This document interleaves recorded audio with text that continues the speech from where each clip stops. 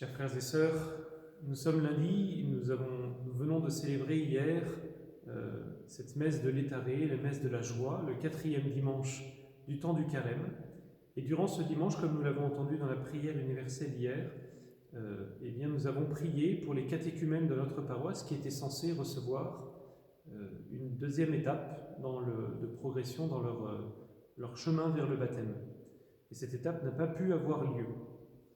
Je pense qu'il est important pour nous de ne pas laisser passer ce moment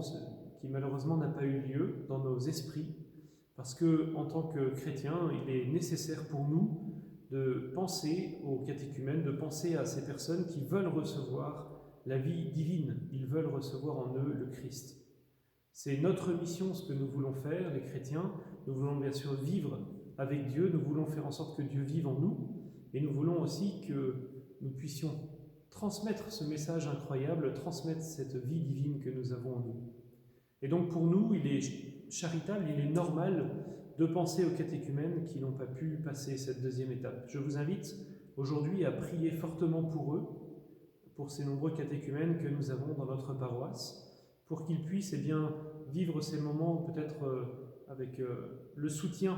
de notre prière, le soutien de notre affection également. Nous pouvons toujours, par le biais d'Internet, les fortifier dans la foi, leur dire que nous pensons à eux et que nous prions pour eux. Juste à côté de moi, il y a le baptistère et le cierge pascal. C'est une manière aussi, si nous faisons mémoire de notre propre baptême, de finalement penser à eux, de faire en sorte que ce baptême que nous avons reçu, nous le faisons vivre dans notre cœur, en le méditant, en y réfléchissant réellement, qu'est-ce que cela a pu m'apporter d'être baptisé, et ne pas simplement en donnant une réponse simple, mais en essayant de méditer un peu sur cet acte incroyable que nous avons reçu, même si nous n'en avions pas nécessairement la pensée, la mémoire, puisque nous étions peut-être, pour la plupart d'entre nous, trop jeunes pour nous en souvenir. Voilà, mes frères, je vous invite vraiment aujourd'hui à prier pour nos catéchumènes, dans une prière sincère, peut-être à offrir certains de vos sacrifices pour eux, pour qu'ils puissent continuer à avoir dans leur cœur ce grand désir de recevoir Dieu en eux.